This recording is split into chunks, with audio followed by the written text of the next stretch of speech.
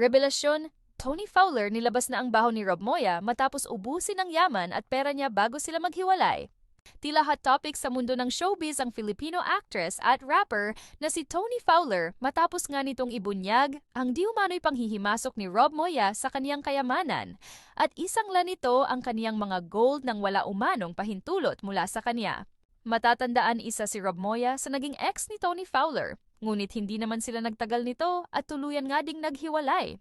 Sa pagkakataon na ito sa naging panayam ni Tony Fowler sa reality show na Fast Talk with Boy, abunda naging bukas ang actress sa kanyang talambuhay at maging sa sikareto nito sa kanyang biglaang pag-asensyo sa buhay at sa kaniyang ex na si Rob Moya matapos magkaroon ng hidwaan sa kanilang pagitan dahil umano sa pagwaldas nito ng pera at kayamanan nang walang permiso mula sa kaniya.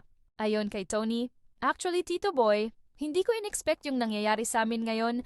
Halos hindi pa din kami makapaniwala na sa isang iglap ay mauubos at mawawala agad ang pinaghirapan ko ng ilang taon. Nang dahil sa ginawa ni Rob sa akin maging sa aming pamilya, sobrang masalimuot hindi ko matanggap at lalong hindi pa din ako makamove on. Hindi ko alam kung anong gagawin ko at kung paano ulit mag-uumpisa, hiling ko lang ay karmahin siya sa ginawa niya sa akin." From the start actually pinaamin ko siya and sinabi niyang nalulong siya sa sugal and all of my properties binenta niya para makapagbayad sa lahat ng kaniyang pinagkautangan.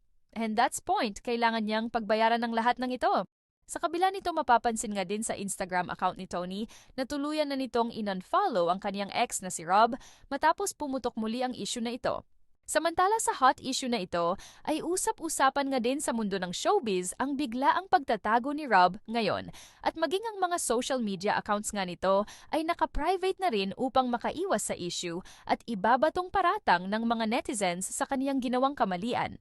Kaya ganoon na nga lang katindi ang galit ni Tony kay Rob dahil sa hulit-huli nga daw ay walang kahit na anumang napatunguhan at wala silang napala sa perang kinuha nito mula sa kanilang pinaghirapan.